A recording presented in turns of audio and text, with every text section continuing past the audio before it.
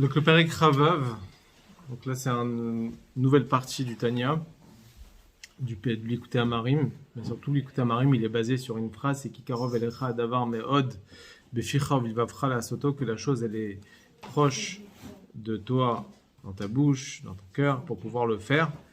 Donc on a bien expliqué jusqu'à présent comment toute personne, qui qu'il soit, il peut arriver au niveau du Benoni, de se séparer complètement du mal et de faire un bien parfait avec un sentiment d'amour de Dieu, de Havat Hashem et de Yirat Hashem.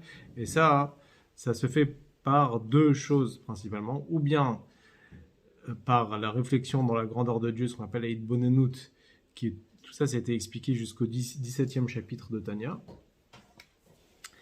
Et deuxième possibilité, c'est réveiller la Hava Mesuteret, l'amour qui est caché, la force du Msirut Nefesh, où on a bien expliqué tout ça depuis le 18e chapitre jusqu'au 25e chapitre, donc le dernier chapitre. Comment réveiller donc le Msirut Nefesh dans le service de Dieu, comment être conscient que par n'importe quelle mitzvah, on s'attache à Kodesh Baruch Hu, et que n'importe quel avéran, on peut se détacher de Dieu, Chas v'Shalom, comme la Avodah Zarah. Donc ça, c'est le principe, on va dire, pour pouvoir arriver à ce que le Pasuk qui dit Kikarov elecha davar me'od beficha uvilvavcha la'asoto. Maintenant, l'Admor HaZaken, il va expliquer à partir du 26e chapitre, il y a un grand principe dans le service de Dieu, que sans cela, on ne pourrait pas avoir la victoire, on va dire, contre le Yetzer Hara dans le service envers HaKadosh Baruch Hu. Et ça, c'est un principe qui est de base dans la Chassidut, l'importance de la simcha, de la joie dans le service envers HaKadosh Baruch Hu, et repousser toutes sortes de tristesse, d'anxiété dans le service envers Hachem, de la mériroute, de l'amertume, tout ce qui est tristesse, sauf dans certains cas exceptionnels on va en parler, mais de façon générale, un juif il doit servir Dieu avec la simcha, avec la joie, et repousser toutes sortes d'atzvut, de tristesse ou d'amertume dans le service envers HaKadosh Baruch Hu. Alors, une fois qu'on aura expliqué l'importance de la simcha, on va aussi expliquer ce que c'est le Timtum Alev et Timtum Amoar. Timtum Alev, c'est-à-dire que parfois une personne il peut avoir le cœur qui est bouché, c'est-à-dire qu'il n'a pas de sensibilité dans la spiritualité et dans le service de Dieu, et tout ça c'est une conséquence de la tristesse et de l'amertume. Donc dans les chapitres après, plus loin, dans le chapitre 31 jusqu'au chapitre 33, il va expliquer qu'il faudra parfois enlever ce Timtum Alev en se brisant. Et quand on se brise, alors à ce moment-là, on réveille une certaine joie qu'on a pu briser, donc notre klipa, notre sitra. Mais je me rappelle Raphaël qui nous avait dit Timtum Alev. Avec le lait non chamour, ça a bouché le cœur. Ah oui, il y a d'autres, il y a plein d'autres choses. Mais une des causes qui peut boucher le cœur, c'est aussi donc c'est la tristesse. C'est la tristesse aussi, ça. Alors, donc là, je vais commencer dans les mots. Perek Ravav, Beram. Donc malgré tout ce qu'on a expliqué avant, comment une personne il peut arriver à servir Dieu parfaitement par la réflexion, en réveillant le Messirut Nefesh, mais malgré tout, Keganda, ce sujet-là, Tsarich Leodir, il faut faire savoir, qui est un Klal Gadol, qui est un grand principe, que sans cela, on ne peut pas gagner le Yetzer Hara et servir Dieu parfaitement. C'est-à-dire, malgré qu'ici, on a donné déjà les clés pour pouvoir servir Dieu comme il faut, et utiliser nos moyens pour combattre le Yetzer Hara, mais malgré tout, c'est important d'expliquer aussi que si on n'a pas cette base de la simcha, on ne pourra pas avoir la victoire du Yetzer Hara comme il faut. Et donc il faut se rappeler une chose. Kikmo she nitzachon lenatseach davar gashmi. Page 64, Perek Ravav, ouais. Deuxième ligne. Ki kmo shenitzachon nenatzeach davar gashmi, kegon shne anashim amitabkim ze im ze la'apil ze et ze. De la même façon que lorsqu'on veut avoir la victoire de quelque chose de matériel, c'est-à-dire comme par exemple deux personnes qui essayent de se battre, on va dire, chacun il essaye de faire tomber l'autre. C'est un exemple que le Morazeken il dit ici. Le Morazeken ne donne pas un exemple d'une guerre. Il parlait d'exemple d'une guerre contre son Yetzer Hara. Il ne parle pas ici de deux personnes qui se battent à distance et qu'ils se lancent des pierres ou ils se lancent des choses, ou des paroles. Ici il ne parle même pas aussi de deux personnes qui sont proches et qui se battent avec des couteaux ou avec des épées. Mais ici, il parle de deux personnes qui sont mitapkim zimze. Ça veut dire qu'ils s'enlacent l'un contre l'autre pour que l'un il va faire tomber l'autre. Et ça, c'est en réalité... Comment ? Oui, c'est comme du catch, voilà, exactement. Et c'est ça, en réalité, c'est l'exemple de la bagarre avec le Yetzer Hara, c'est comme ça. Donc parce que l'âme divine et l'âme animale, ils sont collés. L'âme animale, il entoure l'âme divine. Et donc, chacun il essaye... Voilà, chacun il essaye de faire tomber l'autre. C'est pas l'expression qui est utilisée pour les élèves de Rabbi Akiva, quelque chose comme ça, il s'est manqué de respect. Oui, c'est manqué de respect. Pour Rabbi Akiva, c'est écrit Nonahagu kavod zelazé. Zelazé, ouais, ce n'est pas du kavod. Là c'est comme aussi quand on parle de Nehevak. Nehevak, c'est un combat comme Yaakov Avinu avec le malach de Esav. Les anges d'Esav. Voilà, l'ange d'Esav, où il était mitabek, ça veut dire que chacun il essayait de faire tomber l'autre. Adalat hashachar, voilà. Alors, donc là ici, le Yetzer Hara, il est là et il veut, il s'attache en réalité au Yetzer Tov. L'âme animale s'attache à l'âme divine et il va même parfois prendre des aspects de Kedusha, de sainteté, pour faire croire qu'il a des bons arguments pour ne pas que le juif il fasse Torah et Mitzvot, et donc il va donner des prétextes des fois de Kedusha, de sainteté. Il va dire je ne peux pas faire ça parce que ça et ça, j'ai une autre mitzvah à faire. Tout ça pour empêcher la personne de faire la mitzvah qu'il doit faire. Donc ça, c'est ce qu'on appelle le Nehevak. Nehevak, c'est un combat proche, il est là, il rentre dans les arguments et il veut essayer de faire tomber le Yetzer Tov, l'âme divine.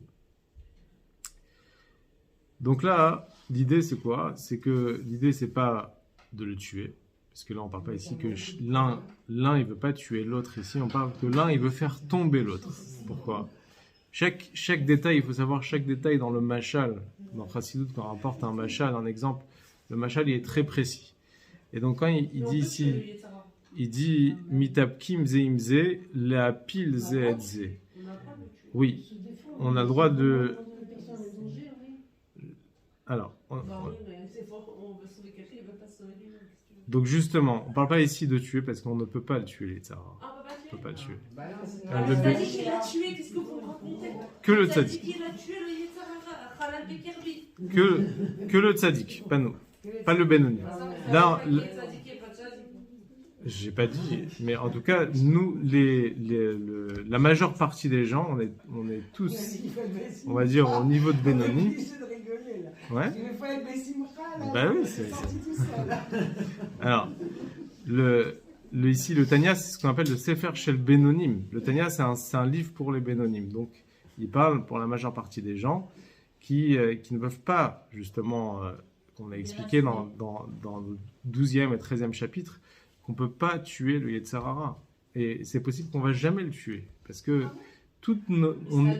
on a été créé pour ça. C'est-à-dire que Dieu nous a créés pour combattre toute notre vie. Et ça, c'est notre mission. Donc, on ne va pas forcément le tuer. Mais Si on le tue, au contraire, c'est très bien. Et on arrive au niveau de tzaddik. Ça, c'est que, on va dire, il y a des Sgoula, des élites qui arrivent à ce niveau-là. Mais si on a, mais la majeure partie des cas, il faut combattre.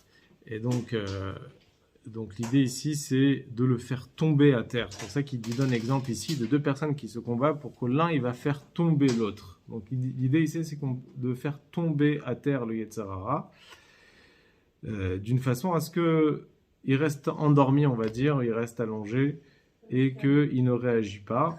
Et ça, on peut le faire. Ça, on peut le faire. On peut faire tomber le Yetzer Hara, mais on ne peut pas le tuer. Alors, alors il dit maintenant, si deux personnes ils veulent si l'un il veut faire tomber l'autre, parfois il peut avoir une personne que physiquement il est plus fort que l'autre, et malgré tout la personne qui est plus faible, il va gagner. Pourquoi? Parce que l'un il est joyeux et l'autre il est triste. Et donc parfois il peut y avoir quelqu'un qui est très fort physiquement, mais il a de la tristesse, il a de la paresse en lui. Et ce qui fait que il n'arrive pas à gagner parce que l'autre il est Bessimcha. Alors il dit comme ça, si l'un il est paresseux et il a du mal à bouger, alors il aura du mal à gagner, il aura du mal à avoir la victoire, il risque même de tomber. Gam imu gibor yoter mechavero, même si il est plus fort que son ami. Et dans la métaphore, c'est que le Yetzer Hara et le Yetzer Tov, c'est sûr que le Yetzer Tov, il est plus fort que le Yetzer Hara. Le Nefesh Elokit, l'âme divine, elle est plus forte, parce que par nature, on avait expliqué dans le 12e chapitre, que par nature, une personne, il arrive à dominer son cerveau sur ses émotions. Donc il peut dominer le Nefesh Elokit sur son Nefesh Abahamit. Et donc par nature, et même s'il n'arrive pas, on a expliqué dans le 13e chapitre, qu'il y a Akadosh Baruch Hu qui se trouve à la droite du pauvre, c'est-à-dire Omed Minavion Loshia Mishofte Nafsho, pour le sauver. Donc c'est-à-dire qu'Akadosh Baruch Hu, des fois, il peut soutenir le Yetzer Tov. Donc le Yetzer Tov, il a cette force-là. Mais malgré sa force, malgré qu'il peut avoir le dessus sur le Yetzer Hara, s'il est triste, il ne pourra pas gagner. Et donc pour gagner, il faut de la Simcha. Kacha mamash ben tzachon hayetzer. Donc c'est exactement pareil pour la victoire du Yetzer Hara. L'âme divine, elle a une force qui est plus forte que l'âme animale, et qu'avec peu de lumière, on peut repousser beaucoup d'obscurité, comme on a dit tout à l'heure, et que le cerveau il domine sur le cœur, et que Akadosh Baruch Hu nous aide. Malgré tout, Ifshar lenatzro beatzlut chvedut anim shachot meatzut v'timtum alev kaeven. Il est impossible de le gagner avec de la paresse, de la tristesse,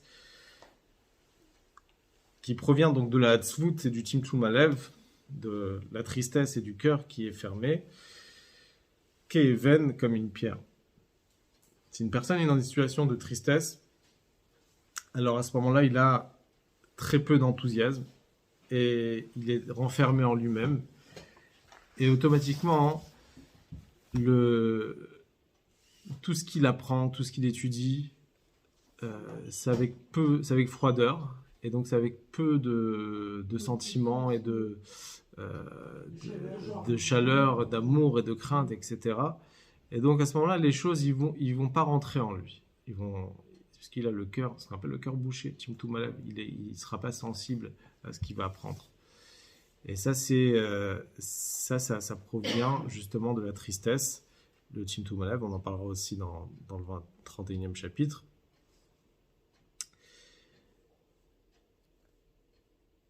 Ki'im bizrizut anim shechot. Misimcha.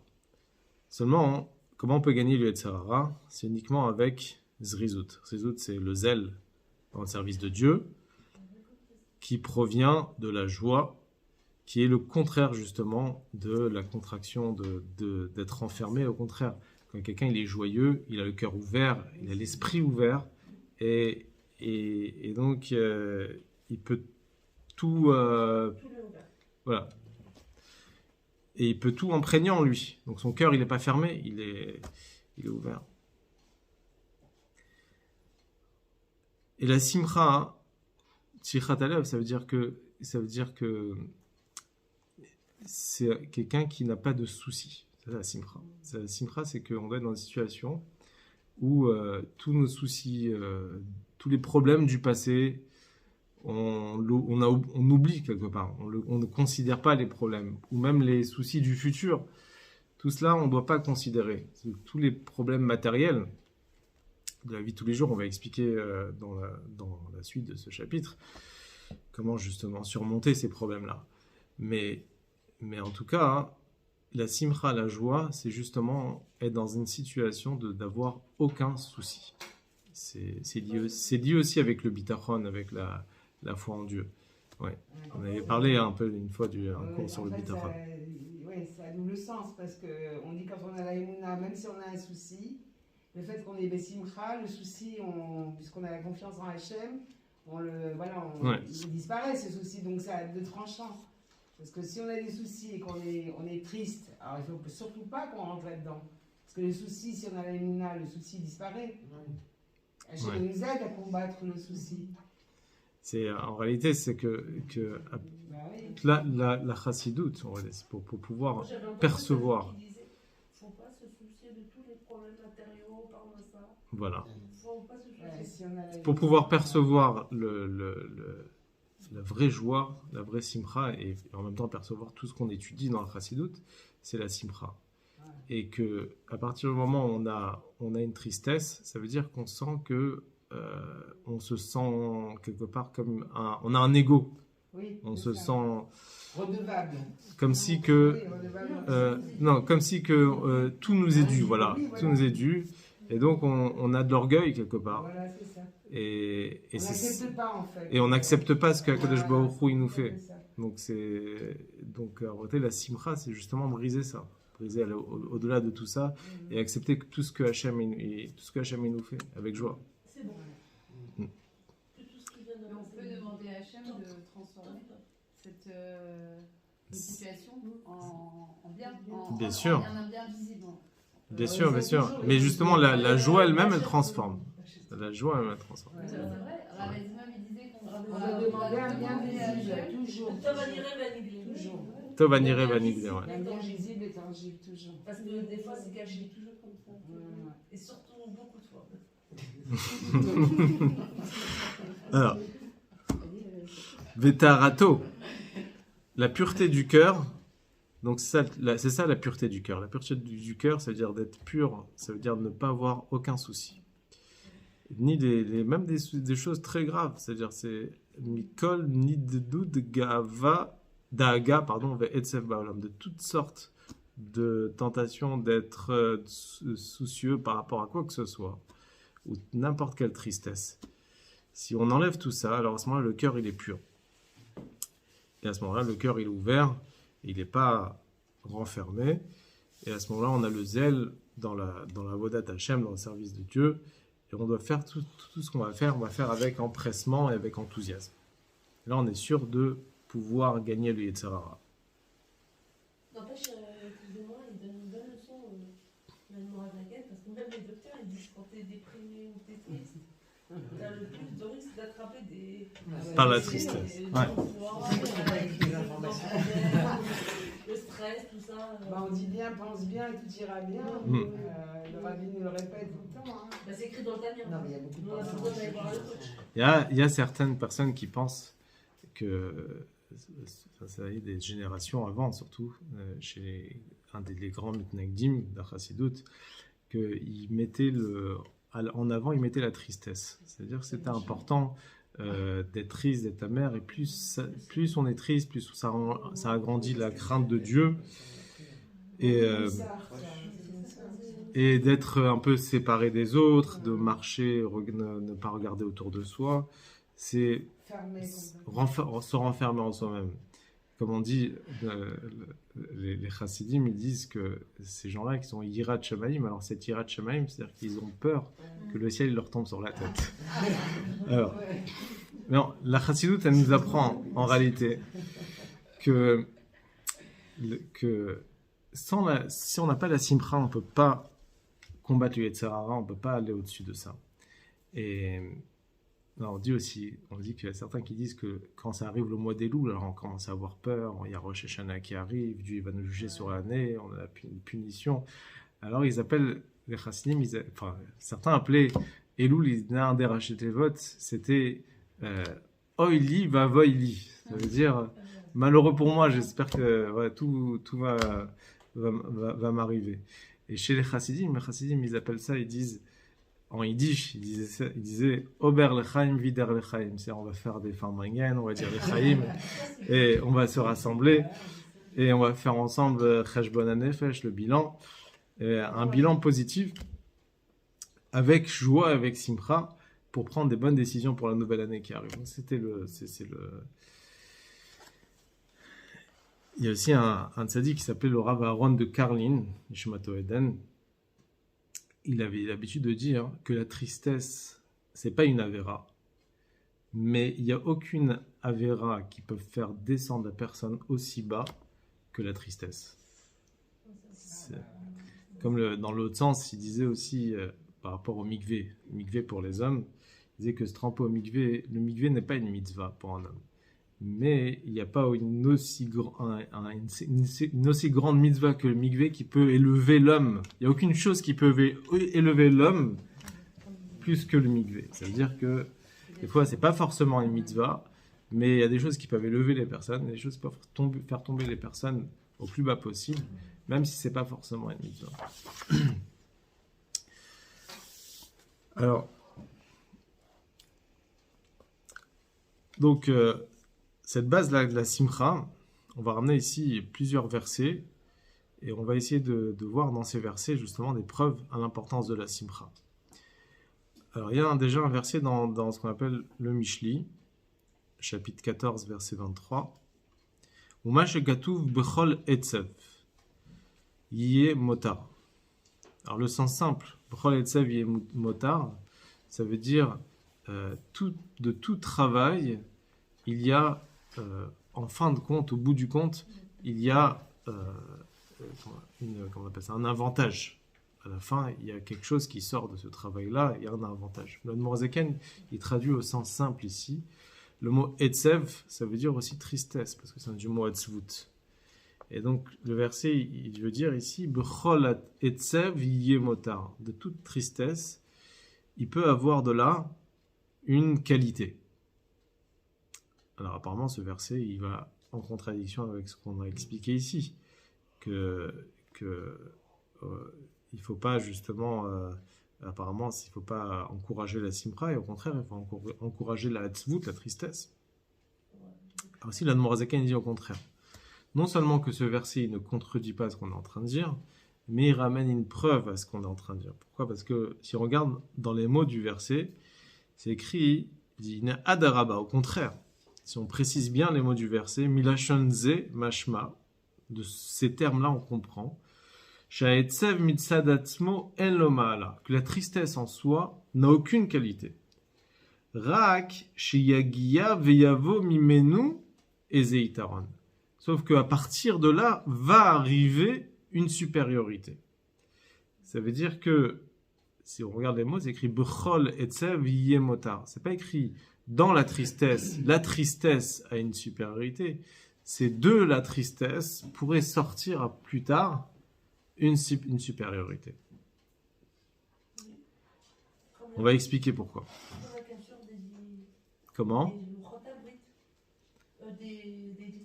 Voilà, c'est comme des fois, après toute descente, il y a une élévation, après toute, comment expliquer ici, après l'obscurité, il y a de la lumière. On va voir dans les mots. Vaïnou, à simcha mitid b'Hashem elokav. Qu'est-ce qui peut ressortir après la tristesse ? Il peut avoir la simcha sincère dans Dieu. Simcha sincère dans Dieu, enfin, entendu la joie sincère, C'est la seule vraie joie qui est sincère, c'est la simcha dans Dieu. Pourquoi? Parce que quelqu'un qui est joyeux parce qu'il a gagné de l'argent ou il a gagné d'autres choses matérielles, c'est pas une vraie joie. Il y a des personnes qui peuvent se réjouir, mais cette joie, elle est temporaire. Si un jour, le lendemain, il va perdre cet argent, il va être triste. C'est pas la vraie simcha, c'est la simcha qui est dans Akadosh Baruch Hu. Et deuxièmement, par nature, un juif, il est attaché à Hachem. Sa neshama, elle veut s'attacher à Akadosh Baruch Hu. Donc, toute joie qu'une personne se procure, qui est en dehors de la simcha dans Dieu, c'est pas une vraie simcha.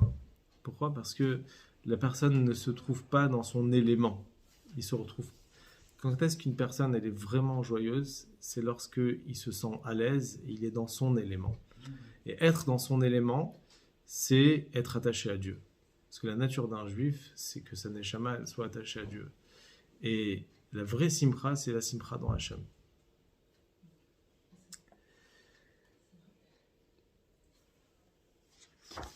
Alors.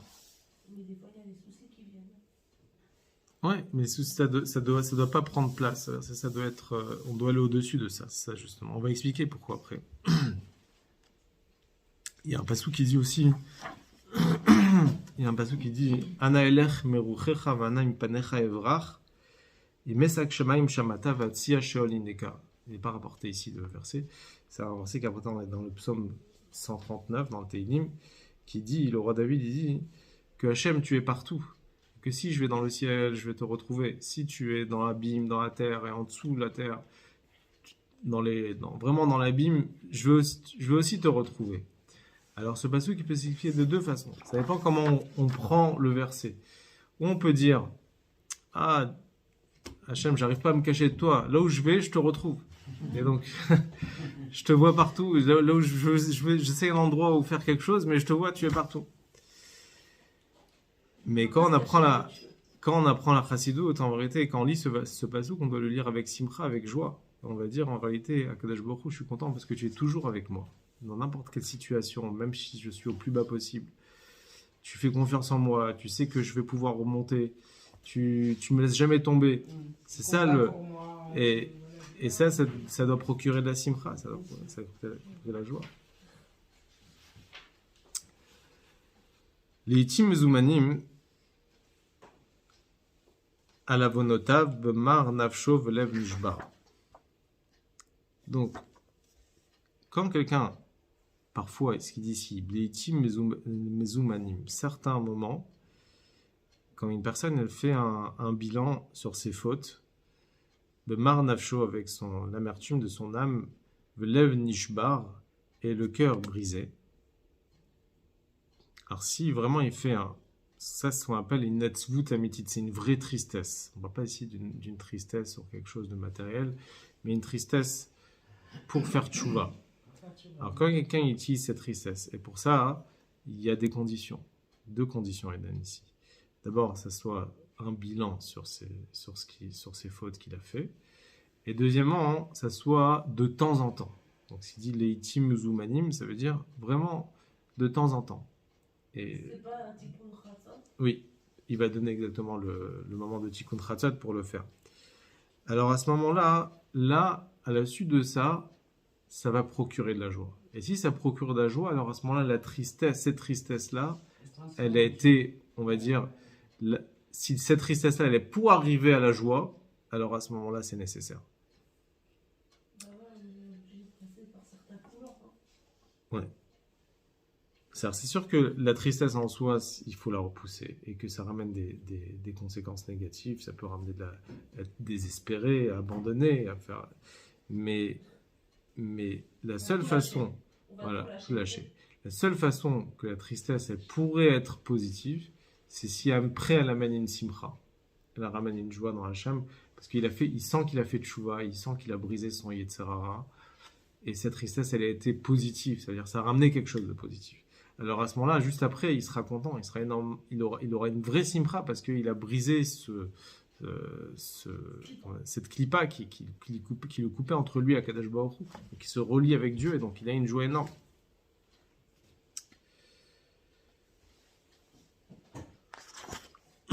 Alors, Donc c'est pour ça qu'il dit ici, donc les itim zumanim, donc c'est de temps en temps. Et là, ce qui veut dire le verset, donc pour répondre à la question qu'on a posée tout à l'heure, c'est écrit Bechol etsev yeh motar. De toute tristesse, il va sortir de là une supériorité, un avantage. L'avantage, c'est quoi? C'est la simcha qui viendra après cette tristesse-là. C'est comme C'est que ça veut dire. avant la lumière, quoi. Voilà. C'est-à-dire que des fois, on utilise l'obscurité même pour faire de la lumière. C'est ça la force. Ça veut dire que dans la Gemara, la Gemara, on dit, par exemple, on donne cet exemple qui dit Mine Ube Abal et Shade Benarga. Ça veut dire que, en araméen, qu'on prend pour une hache qui coupe le bois, donc qui coupe la forêt, on prend pour fabriquer le manche de la hache, on utilise le bois même de la forêt. Donc on utilise le bois même de la forêt pour couper les arbres. Ça veut dire que des fois, on utilise le négatif pour faire du positif. Et ça, c'est positif. C'est-à-dire, si on utilise la tristesse même pour arriver à une simcha, alors là, c'est positif. C'est... Plus. Ça fait ouais. Les deux filons pour mettre la lumière. Le rouge et le bleu.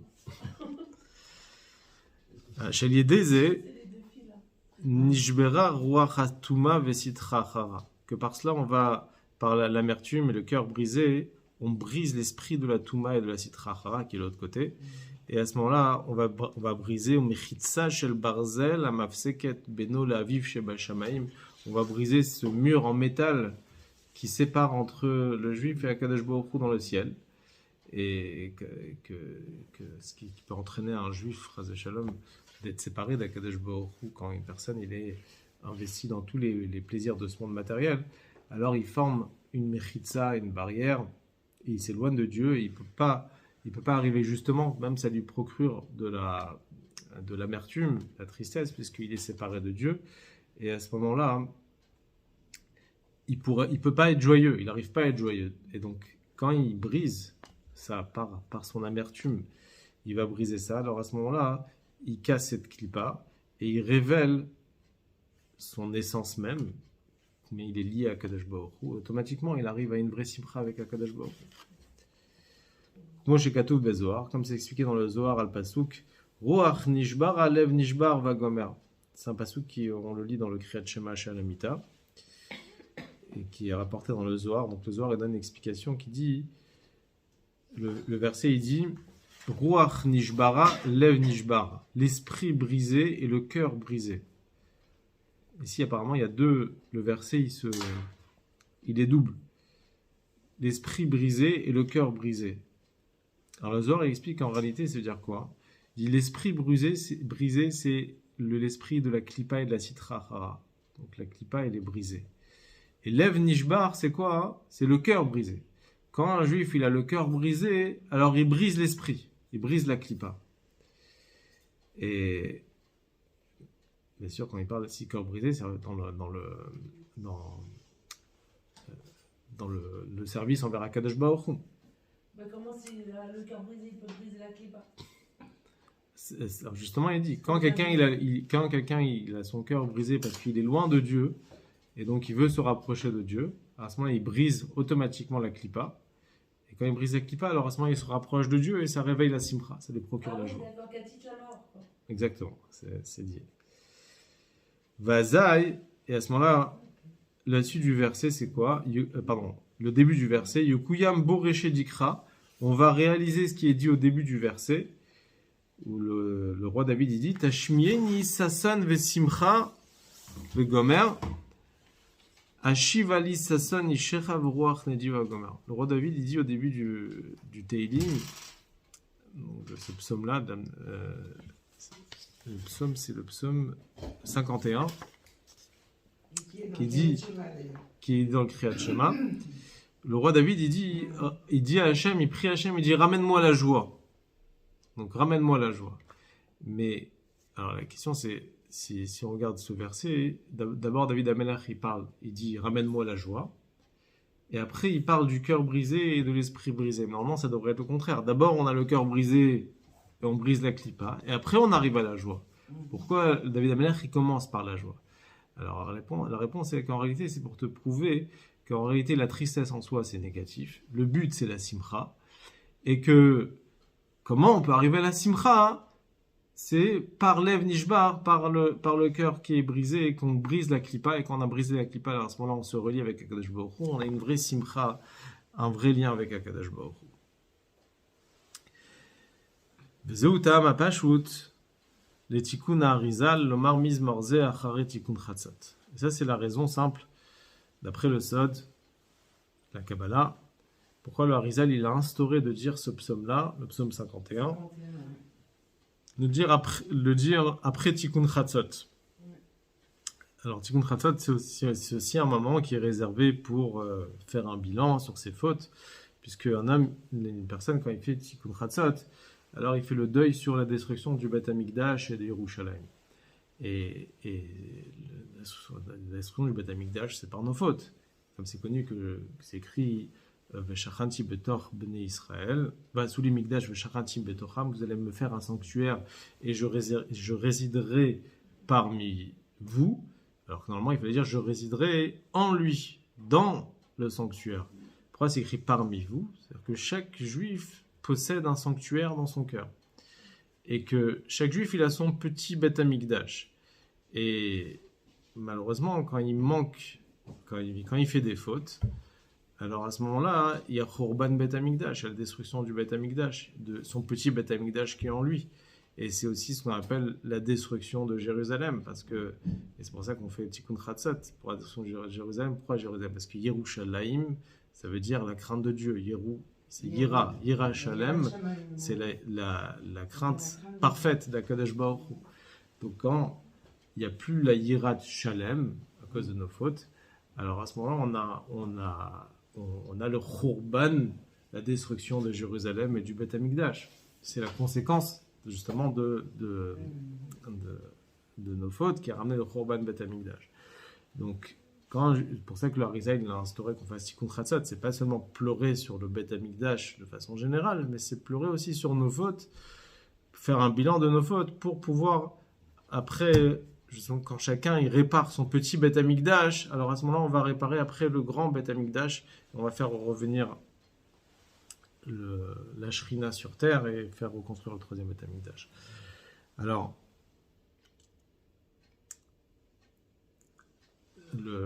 bien sûr, une période où le Tikkun Chatzot a été fait, on va dire, la majeure partie des gens le faisaient.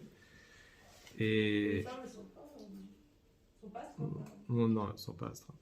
Mais après, plus tard, on a vu que, chez l'Admour Hazaken, il a dit que c'était que pour il écrit des sgoulas pour certaines personnes. Et même après, le Rabbi Rachab, il a dit que, en général, on ne fait pas, nous, le Tikkun Chatzot. Parce qu'en fait, le but de Tikkun Chatzot, c'est que, justement, après, c'est des gens qui se levaient à Tikkun Chatzot et ils restaient après le reste de la nuit réveillés, ils étudiaient jusqu'au matin et après, ils allaient prier. Oui. Ils faisaient. Bien sûr, ils faisaient. Tous les tzadikim, ils font Tikkun Chatzot. Mais le but, c'est quoi? C'est que de passer par la tristesse pour arriver à la joie. Et comme ça, quand on est joyeux, on étudie la Torah avec la joie, parce que c'est une mitzvah d'étudier la Torah avec la joie. Donc le but, c'est d'être joyeux après, d'arriver à la joie du limud à Torah, de l'étude de la Torah avec simcha. Le problème, c'est que au fur et à mesure du temps, les générations ils s'affaiblissent et que on a du mal à passer du statut de la tristesse au statut de la joie directement. Et donc c'est pour ça que maintenant, chez le Chassidim, on a la coutume de faire le bilan personnel le soir avant de dormir, Kriyat Shema, et quand on se lève au matin, et on pourra faire la tfila avec la simcha, avec la joie. Et bon, et même ça, le Rabbi il a dit, dans notre génération, on est une génération juste avant la Géoula, et qu'avec toutes les souffrances, tout le galout qu'on a passé, on doit éviter d'être triste, même pour un bilan spirituel. Et et que le rabbi dit dans les dernières sikhot, même déjà en Tafshin, même Vav, c'est-à-dire en 1986, déjà le rabbi avait parlé de ça, que c'est sûr qu'on doit faire un bilan, se remettre en question, mais on ne doit pas rentrer dans les détails des fautes qu'on a fait, etc., et se morfler, puisqu'on a du mal après à se remettre de cela, et on peut rester triste, donc si le but c'est de rester triste, ça ne marche pas. Donc, le but, il faut qu'on arrive à la joie. Et puisque maintenant on n'arrive pas réellement à arriver à une vraie joie, alors on fait un petit bilan, on va dire qu'il faut faire parce que pour avancer dans Torah et Mitzvot, mais le bilan il doit être plus positif que négatif. Et à ce moment-là, on arrive aussi avec la simcha, avec une grande simcha. Excuse-moi, il y a l'idée qu'on va faire ce bilan, c'est-à-dire on va se juger soi-même pour ne pas être jugé après, donc pour s'enlever l'idée de la crainte du jugement, parce qu'on sait qu'on s'est jugé soi-même, mais est-ce qu'il n'y a pas aussi le fait que si par exemple on veut être joyeux, mais qu'on méprise notre tristesse, on méprise les causes, ben en fait, si on ne l'accepte pas, et ben cette joie elle sera pas pleine et entière.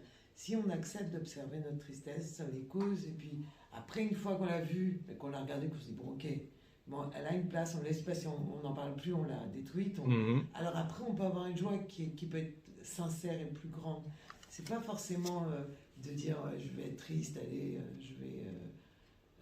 c'est pas l'idée de se punir, mais c'est l'idée d'observer sa tristesse pour lui donner sa juste place, parce que si on l'entend pas, mais par exemple on a fait de la peine à quelqu'un, mais on ne veut pas en prendre conscience, ben, en fait ça peut nous envahir sans qu'on s'en rende compte. Et ça nous empêche d'être vraiment joyeux. Parce que c'est la conscience qui pèse. Dans ces cas-là, c'est positif. Voilà, c'est positif. De regarder sa tristesse, de lui donner sa juste place. Parce que si on ne donne pas une place aux choses, elles deviennent envahissantes. C'est sûr. Rav Moulet, il disait comme ça la différence entre les deux. Il faut regarder qu'est-ce qui aboutit. Donc le rabbi dit que, puisque maintenant on est proche de la Géoula, comme c'est rapporté dans les Geret HaTshuva, que Shabbat, c'est lié avec Tshuva Ila, c'est la grande Teshuva. Il y a Tshuva Tata, la Teshuva inférieure, et la Tshuva supérieure. Et Shabbat, c'est relié avec la Tshuva Ila. Et puisque maintenant on est très proche de Mashiach, et puisqu'on est déjà dans le 6e millénaire, le Rabbi dit on est juste avant l'entrée de Shabbat, on est vendredi après-midi juste avant l'entrée de Shabbat, alors à ce moment-là on est déjà dans le niveau de Tshuva Ila. Et donc, Tshuva Ila, la Tshuva, elle est avec Simcha. C'est une Tshuva qui est de joie. Et donc, tout doit se faire avec Simcha. On ne doit pas, on va dire... on doit même remercier les mal, après ce qui paraît. Voilà. Mais c'est dans le mal qu'on doit faire, qu'on a fait, on ne doit pas s'approfondir dedans. Tu dois même remercier. Tu dois dire Toda pour tout. Donc ça, c'est la raison pourquoi le Harizal il a instauré de dire ce Mizmor, Kodem Alimud, Kedelimod, Vesimcha Ametit, Bachem Abba Achar Haetzev, pour étudier avec une vraie joie sincère qui vient après la tristesse. Sheyesh le Simchazo Yitaron, qui yitron Haor Abba Min HaChosher, pour que cette Simcha-là, on est à la page d'après, Lamed Gimel, puisse avoir un avantage comme l'avantage de la lumière qui vient de l'obscurité d'Avka. De la même façon que la lumière, on la ressent quand il y a eu l'obscurité avant. On voit la qualité de la lumière une fois qu'il y a eu l'obscurité.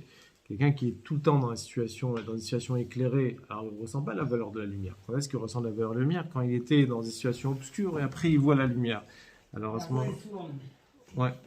Donc à ce moment-là, c'est là qu'il voit la valeur de la chose. Quelqu'un qui est toujours en bonne santé, il ne voit pas l'importance d'avoir la bonne santé. Quand est-ce que quelqu'un il sent que il remercie Dieu d'être en bonne santé? C'est quand il est passé, il a vu ce que c'est malheureusement la maladie, qu'après il est passé et Dieu il a guéri. Alors là il remercie Hachem tous les jours de lui avoir, de lui donner la santé.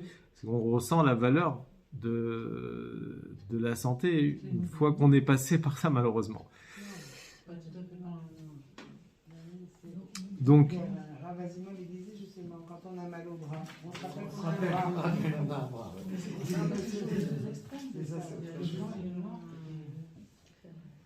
Et là il dit, donc là il dit qui trône à or abba mina chosher, comme la supériorité de la lumière qui vient de l'obscurité. C'est pas seulement ici la supériorité de la lumière sur l'obscurité, mais la lumière qui vient de l'obscurité. Donc ça veut dire que c'est l'obscurité même qui prouve la valeur de la lumière, en réalité. Donc pareil chez nous, c'est-à-dire que c'est la tristesse même qui va montrer la valeur de la joie. Alors à ce moment-là, c'est positif.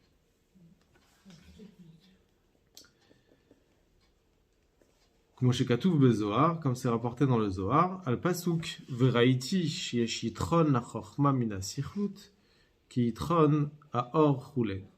Comme le roi David il dit donc dans ce verset, j'ai vu qu'il y a une supériorité de l'intelligence sur la stupidité, comme la supériorité de la lumière sur l'obscurité. Apparemment, c'est étonnant. Quel est le chidouche ici? Comment Shlomo Ameler, qui était le plus intelligent, ils disent, c'est David. c'est le roi Salomon qui dit. C'est Kohelet, ouais. Kohelet, c'est Shlomo Ameler. Et il dit, donc j'ai vu la supériorité de l'intelligence par rapport à la sottise. C'est évident qu'un intelligent, il est supérieur à celui qui est sot.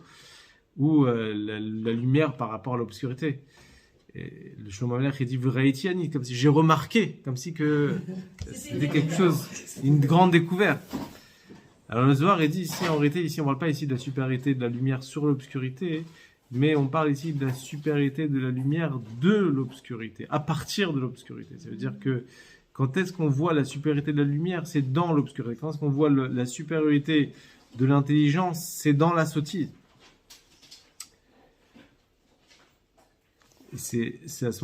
Et encore plus, comme le Rabbi dit, quand c'est l'obscurité même qui éclaire. C'est l'obscurité même qui se transforme en lumière. Là, c'est encore beaucoup plus fort.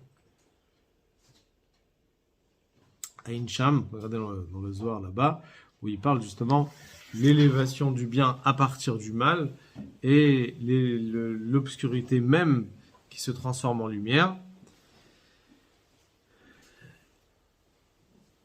Et donc, c'est pour ça que c'est écrit B'chol Atsev Yemotar dans le verset, que c'est écrit de toute tristesse va avoir une supériorité. Donc, c'est pas la tristesse en soi qui est bien, c'est ce qui ressort de la tristesse qui va être bien. Et c'est donc la Simcha dans la Kadosh Baruch Hu. C'est intéressant parce que dans le Morazaken, donc il a repris un verset de Kohelet. Et en Kohelet, c'est écrit Veraïti Ani. Veraïti Ani dit Shlomo Ameler. Moi, j'ai remarqué chez Shitron la Chochma Mina Sichlut qu'il y a une supériorité donc de la sagesse à partir de la sottise. Et le Morazaken, quand il a repris le pasouk, il a enlevé le mot Ani. Vous voyez, il a écrit Veraïti Sheyesh Yitron la Chochma. Il n'a pas écrit Veraïti Ani. Alors, dans le pasouk, c'est écrit Veraïti Ani. Alors, Abid explique que pourquoi il a enlevé le mot Ani, c'est parce que pour nous dire que cette réflexion-là ne doit pas être uniquement chez Shlomo Ameler, mais doit être aussi pour tout le peuple juif. Chaque juif, il doit avoir la conscience que si cette tristesse-là, elle procure de la joie, c'est-à-dire que c'est elle qui amène à la joie, donc à ce moment-là, on voit, chaque juif, il voit la simcha qui ressort après ça, et donc à ce moment-là, c'est positif. La semaine prochaine, on va donner justement des conseils. Comment... Non, on a fait la moitié du chapitre. Et l'autre moitié du chapitre, si tu veux, la semaine prochaine, on va nous expliquer comment justement enlever la tristesse des problèmes matériels, de toute tristesse qui peut arriver dans le problème matériel, et même aussi comment sortir de la tristesse aussi sur des problèmes spirituels. Parce que même au milieu de la journée, être triste d'une avéra qu'on a fait, c'est négatif. Et parce qu'on a dit qu'il faut des moments précis. Donc on va expliquer comment justement s'en sortir de toutes sortes de tristesses de notre Hachem. Oui, justement, que ça met pas...